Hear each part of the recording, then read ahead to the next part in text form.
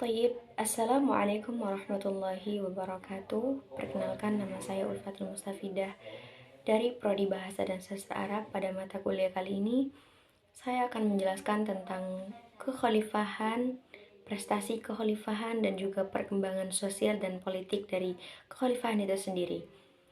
Mari kita membahas tentang Khulafaur Rasyidin. Yang pertama kali, kita akan mengenal apa itu khalifah dan apa itu Ar-Rasyidin. Mengapa para penerus atau sahabat-sahabat Nabi ketika menjadi penguasa, ketika menjadi pemimpin setelah Nabi, itu dijuluki Khulafaur Rasyidin.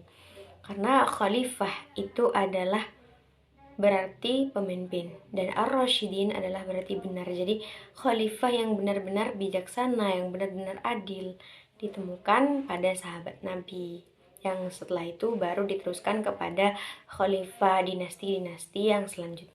Masa kekhalifahan itu terbagi menjadi 4. Yang pertama adalah Khalifah Abu Bakar As-Siddiq, yang mana Abu Bakar As-Siddiq adalah khalifah yang terpilih setelah Rasulullah wafat. Jadi masa kekhalifahan beliau berlangsung 2 tahun, yang pada usianya 63 tahun beliau berhasil membangun peradaban yang berkembang pada masa kekhalifahannya, yakni dengan cara membudayakan musyawarah dan lebih demokratis dalam pemerintahan, serta adil dan bijaksana kepada pemimpin, rakyat, dan tentara-tentaranya. Terus juga dalam menyikapi setiap masalah yang timbul, beliau juga adil, juga berhasil membangun pemerintah yang tertib, juga membangun militer, disiplin, tangguh, menyusun mushaf Al-Quran. Terus yang terakhir itu membangun Baitul Mal dan memberdayakan zakat, infak. Baik, kita lanjutkan kepada Khalifah Umar bin Khattab, yang mana beliau dilahirkan di Mekah 4 tahun sebelum kelahiran Nabi Muhammad. Beliau dikenal sebagai pemimpin yang sangat disayangi rakyatnya, perhatian dan tanggung jawab. Terus luar biasa juga, pemberani, banyak melakukan reformasi secara administratif dan mengontrol dari dekat kebijakan publik. Jadi pada masa kekhalifahan beliau banyak mengontrol dari dekat langsung ke rakyat begitu. Jadi menggunakan sistem administratif untuk daerah yang baru ditaklukkan. Jadi banyak menaklukkan wilayah-wilayah baru ketika beliau menjadi khalifah. Beliau juga memerintah sensus di seluruh wilayah kekuasaan Islam. Khalifah Umar bin Khattab juga mempunyai inisiatif untuk memperluas dan merenovasi Masjidil Haram di Mekah dan Masjid Nabawi di Madinah. Selain itu, beliau juga memulai proses kodifikasi hukum Islam. Nah, perkembangan-perkembangan yang berhasil dikembangkan oleh Umar bin Khattab yakni perkembangan politik, perkembangan ekonomi, dan yang terakhir adalah perkembangan pengetahuan, yang mana Umar bin Khattab ini sangat disegani oleh seluruh rakyat. Selanjutnya adalah Utsman bin Affan, yang menuliskan wahyu kerasulan Nabi Muhammad SAW pada masa pemerintahan Abu Bakar hingga pada zaman pemerintahan Umar. Utsman juga tetap menjadi penulis yang utama. Utsman dipercaya untuk memegang kumpulan-kumpulan surat penting dan rahasia-rahasia besar. Bahkan di dalam prestasi pendapatan ketika beliau menjadi khalifah, yakni mengembangkan membudayakan sistem musyawarah dalam kehidupan bermasyarakat dan bernegara, dan juga menyeragamkan cara membaca Al-Quran yang ditandai dengan penyusunan ayat-ayatnya dalam satu mushaf. Yang ketiga adalah membangun fasilitas umum dan juga menertibkan administrasi pemerintahan dengan deskripsi pekerjaan yang jelas. Jadi Ali sangat disegani oleh semua rakyatnya pada masa itu, pada masa kekhalifahannya. Baik, yang keempat adalah Khalifah Ali bin Abi Thalib, yaitu Ali bin Abdul Muthalib ibnu Hashim. Ali adalah putra Abu Thalib paman Rasulullah.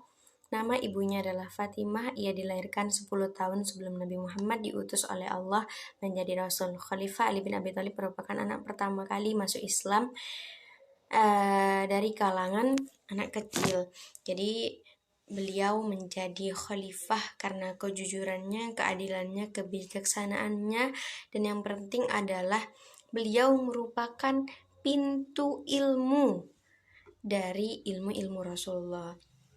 Jadi ketika Utsman bin Affan wafat, langsung digantikan kekhalifahan oleh Ali bin Abi Thalib karena dia memenangkan banyak sifat yang bijaksana daripada kekhalifahan. Begitu. Kemajuan peradaban Khulafaur Rasyidin serta pemikirannya yang menonjol pada masa Khulafaur Rasyidin juga menjaga keutuhan Al-Quran dan mengumpulkan dalam bentuk mushaf pada masa Abu Bakar dan memberlakukan mushaf standar pada masa Utsman bin Affan, dan keseriusan dalam mencari dan mengajarkan Al-Quran dalam Ahlus-Sunnah Al-Islam mulai mengenal pemisahan antara dakwah dan negara, dai dan panglima. Jadi banyak sekali prestasi-prestasi kekhalifahan yang dicapai oleh baik itu Abu Bakar, Umar, Utsman, dan Ali yang merupakan pengganti khalifah atau pemimpin setelah Rasulullah SAW.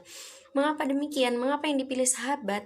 Karena memang yang unggul di dalam sifat-sifatnya, yang mengena dalam hal itu adalah sahabat itu sendiri, Khulafaur Rasyidin. Nah, yang terakhir adalah peradaban-peradaban penting pada masa Khulafaur Rasyidin. Yang pertama adalah mengembalikan kembali kesatuan Jazirah Arab setelah berhasil mengelabui gerakan murtad dan mengumpulkan Al-Quran pada masa kekhalifahan Abu Bakar, serta menyatukan mushaf pada masa kekhalifahan Utsman bin Affan.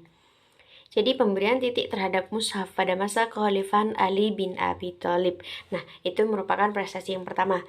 Prestasi kedua yaitu memulai penanggalan Hijriah pada masa kekhalifahan Umar bin Khattab. Yang ketiga, membangun kota-kota pada masa kekhalifahan Umar bin Khattab. Yang keempat, pemberian etnis Yahudi dari Jazirah Arab pada masa kekhalifahan Umar bin Khattab. Yang kelima yaitu menciptakan lumbung tepung yang terletak antara Mekah dan kota Madinah. Yang keenam adalah menjaga keamanan masyarakat di ibu kota negara Madinah. Yang ketujuh, memperluas perluasan Masjid Nabawi dengan membeli rumah-rumah dan tanah di sekitarnya ini pada masa Khalifah Umar bin Khattab. Juga menyatukan umat Islam dengan satu imam dan sholat tarawih berjamaah pada masa kekhalifahan Umar bin Khattab. Nah, kita penting mengetahui bagaimana meneladani klik awal khalifah pada masanya, bagaimana beliau bijaksana, bagaimana beliau adil, dan bagaimana beliau menyesuaikan kondisi masyarakat dengan kondisi kekhalifahannya.